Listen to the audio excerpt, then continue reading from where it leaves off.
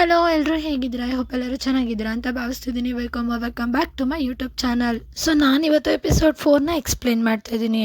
ಸೂಸಿಂಗ್ನ ಹೇಳ್ಕೊಂಬಂದು Leo ಮುಂದೆ ಬಿಸಾಕ್ತಾರೆ. ಇಲ್ಲಿ Leo ಹೇಳ್ತಿರ್ತಾಳೆ ಸೂಸಿಂಗ್, ರಾಜ್ಕುಮಾರಿ Leo ಎದುರಾಗಿ ನೀನು ಏನೇ ಮಸ್ಲತ್ ಮಾಡಿದ್ರು ಅದಕ್ಕೆ ಪನಿಷ್ಮೆಂಟ್ ಒಂದೇ ಇರೋದು, ಅದು ಸಾವು. ಯಾಕೆ ಇದು ನಿನಗೆ ಗೊತ್ತಿಲ್ವಾ? ಈ ಮಾತಿಗೆ ಸೂಸಿಂಗ್ ಹೇಳ್ತಿರ್ತಾಳೆ, ರಾಜ್ಕುಮಾರಿ ಲಿಯೋ ನಾನು ಇದನ್ನೆಲ್ಲ ಮಾಡಿಲ್ಲ ಅಂತ. ಆಗ ಲಿಯೋ ಹೇಳ್ತಿರ್ತಾಳೆ, ಮೊದಲು ಅವಳನ್ನ ಕರ್ಕೊಂಬನ್ನಿ. ಇಲ್ಲಿ ಒಬ್ಳು ಸೇವಕಿ ಬಂದು ಬಿದೋಗ್ತಾಳೆ. ಇಲ್ಲಿ ಅವಳನ್ನ ಕರ್ಕೊಂಬರಕ್ಕೆ ಹೇಳ್ತಿದ್ದು. ಸೇವಕಿ ಬಂದಿದ ತಕ್ಷಣ ಲಿಯೋ ಹತ್ರ ಹೇಳ್ತಿರ್ತಾಳೆ, ರಾಣಿ ಇವರೇ ನನ್ಗೆ ಆದೇಶ ಕೊಟ್ಟಿದ್ದು ನಿಮ್ ಪರ್ಫ್ಯೂಮ್ ಒಳಗಡೆ ವಿಷ ಬೆರೆಸೋದಿಕ್ಕೆ. ಇಲ್ಲಿ ಯಾರಾದ್ರೂ ಬೇಡದೇ ಇರುವಾಗ ನಮ್ ಬಗ್ಗೆ ಮಾತಾಡಿದ್ರೆ ನಾವ್ ಯಾವ ತರ ರಿಯಾಕ್ಷನ್ ಕೊಡ್ತೀವಲ್ಲ ಅದೇ ತರನೇ ಇಲ್ಲಿ ಸೂಸಿಂಗ್ ಕೂಡ ಕೊಡ್ತಿರ್ತಾಳೆ. ಇಲ್ಲಿ ಲಿಯೋ ಹೇಳ್ತಿರ್ತಾಳೆ, ಈಗ ನೀನು ರೆಡ್ ಹ್ಯಾಂಡ್ ಆಗಿ ಸಿಗಾಕೊಂಡಿದ್ಯಾ, ನಿನ್ನನ್ನು ನೀನು ಬಚಾವ್ ಮಾಡ್ಕೊಳ್ಳೋದಕ್ಕೆ ಇವಾಗ ಏನಂತ ಹೇಳ್ತೀಯಾ? ಇಲ್ಲಿ ಸೂಸಿಂಗು ಹಾಕ್ಲಿಸ್ಕೊಂಡ್ ಕೂತಿರ್ತಾಳೆ. ಅವಳ ಮನ್ಸಲ್ಲಿ ಅವಳೆ ಹೇಳ್ಕೊತಿರ್ತಾಳೆ, ಈಗ ನಾನು ಬಂದಿರೋದು ತುಂಬಾ ಬೆಳಗಿನ ಜಾವನೇ ಎದ್ದು ಬಂದಿದ್ದೀನಿ, ನಿಜವಾಗ್ಲೂ ಇದು ನನ್ನ ಬಾಡಿನ ತುಂಬಾ ಟಯರ್ಡ್ ಮಾಡ್ಬಿಟ್ಟಿದೆ ಅಂತ ಅವಳು ಹಾಕ್ಲಿಸ್ಕೊಂಡ್ ಕೂತಿರ್ತಾಳೆ. ಇಲ್ಲಿ ರಾಣಿ ಲಿಯೋ ಕೂಗ್ತಾ ಜೋರಾಗಿ ಕೋಪದಲ್ಲಿ ಹೇಳ್ತಿರ್ತಾರೆ, ಹೇಳು ಈಗೇನ್ ಹೇಳ್ತೀಯಾ, ಯಾರು ಹೇಳಿದ್ದಕ್ಕೆ ಇದನ್ನೆಲ್ಲ ನೀನು ಮಾಡಿದ್ದು ಅಂತ ಕೇಳ್ತಿರ್ತಾರೆ. ಇಲ್ಲಿ ಅದಕ್ಕೆ ಸೂಸಿಂಗ್ ಹೇಳ್ತಿರ್ತಾಳೆ, ರಾಣಿ ಲಿಯೋ ಅಂತ. ಈ ಮಾತನ್ನ ಕೇಳಿ ರಾಣಿ ಲಿಯೋ ಹೇಳ್ತಿರ್ತಾಳೆ, ಏನು ಈಗ ನೀನು ತಪ್ಪು ಮಾಡಿದಿಲ್ಲ, ನಿನ್ನ ಬಿಟ್ಬಿಡಿ ಅಂತ ಭಿಕ್ಷೆ ಬೇಡ್ಕೋತಾ ಇದೀಯಾ ಅಂತ ಕೇಳ್ತಿರ್ತಾಳೆ. ಇಲ್ಲಿ ಅದಕ್ಕೆ ಸೂಸಿಂಗ್ ಹೇಳ್ತಿರ್ತಾಳೆ, ಇಲ್ಲ ಅಲ್ಲಿ ಇಟ್ಟಿರೋ ಮೇಕಪ್ ಬಾಕ್ಸ್ ನ ನೀವು ತುಂಬಾ ವರ್ಷದಿಂದ ಯೂಸ್ ಮಾಡ್ತಾ ಇದ್ದೀರಾ. ಈ ಮಾತನ್ನ ಕೇಳಿ ಲಿಯೋ ಫುಲ್ ಶಾಕ್ ಆಗಿ, ನೀನು ಏನ್ ಹೇಳೋದಕ್ ಬರ್ತಿದ್ಯಾ ಅಂತ ಕೇಳ್ತಿರ್ತಾಳೆ. ಅದಕ್ಕೆ ಸೂಸಿಂಗು ಚಕ್ಕ ಮಕ್ಳು ಹಾಕೊಂಡು ಕೂತ್ಕೊಂಡು ಹೇಳ್ತಿರ್ತಾಳೆ, ಆ ಕ್ರೀಮು ದಕ್ಷಿಣ ಸೈಡಿಂದ ಬಂದಿರೋದು, ಆ ಹೂವು ಬಂದಿದೆಯಲ್ಲ ಆ ಹೂವಿನಲ್ಲಿ ಇರೋ ಅಮೃತದಿಂದ ಮುಖ ಸೌಂದರ್ಯ ಜಾಸ್ತಿ ಆಗುತ್ತೆ ಆದರೆ ಅಂತ ಹೇಳ್ತಿರ್ತಾಳೆ. ಈ ಮಾತನ್ನ ಕೇಳಿ ಲಿಯೋ ಆದ್ರೆ ಏನು ಅಂತ ಕೇಳ್ತಿರ್ತಾಳೆ. ಅದಕ್ಕೆ ಸೂಸಿಂಗು ಕಂಟಿನ್ಯೂ ಮಾಡ್ತಾ ಹೇಳ್ತಿರ್ತಾಳೆ, ಆ ಹೂವು ನೀವು ತಂದಿರೋ ಅಂತ ಟೀಗೆ ಮಿಕ್ಸ್ ಮಾಡ್ಕೊಂಡು ಕುಡಿತೀರಲ್ಲ ಅದಕ್ಕೆ ಅದನ್ನ ಮಿಕ್ಸ್ ಮಾಡಿದ್ರೆ ಅದು ವಿಷ ಆಗಿ ಕನ್ವರ್ಟ್ ಆಗುತ್ತೆ.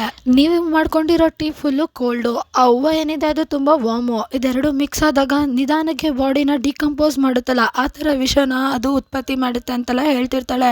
ಈ ಮಾತನ್ನ ಕೇಳಿ ಲಿಯೋ ಫುಲ್ಲು ಶಾಕಲ್ಲಿ ಭಯ ಪಟ್ಕೊಂಡು, ಇದೆಲ್ಲ ಸುಳ್ಳು, ನೀನು ಬಾಯಿಗೆ ಬಂದಂಗೆ ಕಟ್ಟುಕತೆನ ಮಾತಾಡ್ತಾ ಇದೀಯ ಅಷ್ಟೇ, ಇದನ್ನ ವೈದ್ಯರೇ ಚೆಕ್ ಮಾಡಿದ್ದಾರೆ ಅಂತ ಹೇಳ್ತಿರ್ತಾಳೆ. ಇಲ್ಲಿ ಅವಳಂತೂ ತುಂಬಾ ಎದ್ರುಕೊಂಡಿರ್ತಾಳೆ. ಆಗ ಸೂಸಿಂಗ್ ಹೇಳ್ತಿರ್ತಾಳೆ, ವೈದ್ಯರು ಬರೀ ನಿಮ್ಮ ಪರ್ಫ್ಯೂಮ್ನ ಚೆಕ್ ಮಾಡಿದ್ದಷ್ಟೇ, ನೀವು ಏನು ತಿಂತೀರಾ ಏನು ಕುಡಿತೀರಾ ಅನ್ನೋದನ್ನ ಚೆಕ್ ಮಾಡಿಲ್ಲ.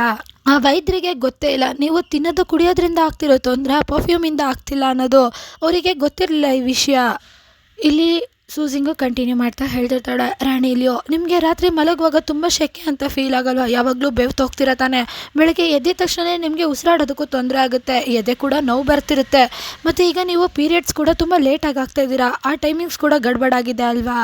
ನಿಮ್ಮ ಸೇವಕಿ ನಿಮ್ಮ ಶತ್ರು ಜೊತೆ ಸೇರಿಕೊಂಡು ಅದರದ್ದು 5,000 ಹೂಗಳನ್ನ ತರಿಸ್ಕೊಂಡಿದ್ದಾಳೆ, ಆದರೆ ಸ್ವಲ್ಪನೇ ಹೂವನ್ನ ನಿಮ್ಮ ಪರ್ಫ್ಯೂಮ್ ಒಳಗಡೆ ಮಿಕ್ಸ್ ಮಾಡಿರೋದು, ನಿಜ ಎಲ್ಲ ಆಚೆ ಬರ್ತಿರೋದನ್ನ ನೋಡಿ ಆ ಸೇವಕಿ ಅಂತೂ ಫುಲ್ ಎದ್ರುಕೊಬಿಟ್ಟಿರ್ತಾಳೆ. ಸೂಸಿಂಗು ಕಂಟಿನ್ಯೂ ಮಾಡ್ತಾ ಹೇಳ್ತಿರ್ತಾಳೆ, ಅದರಿಂದ ಸ್ವಲ್ಪನೇ ತೊಂದರೆ ಆಗೋದು, ನಿಮ್ಮ ಆರೋಗ್ಯ ಇಷ್ಟೊಂದು ಹಾಳಾಗೋದಕ್ಕೆ ನೀವೇ ಕಾರಣ, ನೀವೇ ಅದನ್ನ ಮಾಡ್ಕೋತಿರೋದು ಅಂತ ಹೇಳ್ತಿರ್ತಾಳೆ. ಈ ಮಾತನ್ನ ಕೇಳಿ ಲಿಯೋ ಫುಲ್ಲು ಎದೆ ಹಿಡ್ಕೊಂಡು, ಹೊರಟೋಗು ಇಲ್ಲಿಂದ ಹೊರಟೋಗು, ಇವಳನ್ನ ಮೊದಲು ಇಲ್ಲಿಂದ ಆಚೆ ತೆಗೀರಿ ಅಂತ ಜೋರಾಗಿ ಕೂಗಿ ಆದೇಶ ಕೊಡ್ತಿರ್ತಾಳೆ. ಈಗ ನಮಗೆ ನೆಕ್ಸ್ಟ್ ಡೇನ ತೋರಿಸ್ತಾರೆ. ಇಲ್ಲಿ ಸೂಸಿಂಗ್ ಆರಾಮಾಗಿ ಅವಳು ನಿದ್ದೆ ಮುಗಿಸ್ಕೊಂಡು ಎದ್ದು ಬರ್ತಿರ್ತಾಳೆ. ಆಗ ಅವಳು ಸೇವಕಿ ಕೇಳ್ತಿರ್ತಾಳೆ, ರಾಣಿ ನೀವು ಎದ್ರಾ, ನಿಮಗೆ ಒಂದು ವಿಷಯ ಗೊತ್ತಾ, ರಾಣಿ ಲಿಯೋ ಇದ್ದಾರಲ್ಲ ಅವ್ರ ಆರೋಗ್ಯ ಚೆನ್ನಾಗಿಲ್ಲ ಅಂತ ಅರಮನೆ ಬಾಗಿಲನ್ನ ಹಾಕೊಂಡಿದ್ದಾರೆ. ಈ ಮಾತಿಗೆ ರಾಣಿ ಸಿಯೋದು ಏನೂ ರಿಯಾಕ್ಷನ್ ಇರಲ್ಲ, ಅವಳು ಬರೀ ಹೋ ಅಂತ ಹೇಳ್ಬಿಟ್ಟು ಟೇಬಲ್ ಮೇಲೆ ಮಲ್ಕೋತಾಳೆ. ಅದರಲ್ಲಿ ಒಂದು ಕಪ್ ಇಟ್ಟಿರ್ತಾರೆ. ಇದನ್ನ ನೋಡಿ ಅವಳು ಫುಲ್ ಎಕ್ಸೈಟೆಡ್ ಆಗಿ ಇದೇನು ಅಂತ ಕೇಳ್ತಿರ್ತಾಳೆ. ಆಗ ಅವಳು ಸೇವಕ್ಕೆ ಹೇಳ್ತಿರ್ತಾಳೆ, ಇದು ಕುರಿ ಸೂಪು, ನಿಮಗೋಸ್ಕರ ಮಹಾರಾಣಿ ಕಳಿಸ್ಕೊಟ್ಟಿರೋದು ಸ್ಪೆಷಲಿ ಅಂತ ಹೇಳ್ತಿರ್ತಾಳೆ. ಇಲ್ಲಿ ರಾಣಿ ಸಿಯೋ ಅದನ್ನ ತುಂಬಾ ಎಂಜಾಯ್ ಮಾಡ್ಕೊಂಡು ಕುಡಿತಿರ್ತಾಳೆ. ಅವಳು ಕುಡಿದ್ಮೇಲೆ ಅವಳ ಮನ್ಸಲ್ಲಿ ಅವಳೆ ಮಾತಾಡ್ಕೋತಿರ್ತಾಳೆ, ಎಲ್ಲ ಇಲ್ಲಿಗೆ ಮುಗ್ದೋಗ್ಲಿ, ಈಗ ಯಾರು ನನಗೆ ತೊಂದರೆ ಕೊಡದೆ ಇದ್ರೆ ಸಾಕು, ನಾನು ಅನ್ಕೊಂಡಿದ್ದೀನಲ್ಲ ಆರಾಮಾಗಿ ಬದುಕಬೇಕು ಅಂತ, ಆ ಜೀವನಕ್ಕೆ ಏನು ತೊಂದರೆ ಆಗ್ದಲೆ ನಾನು ಆರಾಮಾಗಿ ಬದುಕಿದ್ರೆ ಸಾಕು. ಸೊ ಇಲ್ಲಿಗೆ ಎಪಿಸೋಡು ಎಂಡ್ ಆಗುತ್ತೆ. ನೆಕ್ಸ್ಟ್ ಎಪಿಸೋಡ್ ಅಲ್ಲಿ ಏನಾಯ್ತು ಅಂತ ತಿಳ್ಕೊಳ್ಳೋದಕ್ಕೆ ವೇಟ್ ಮಾಡಿ. Thank you for watching. Bye bye guys.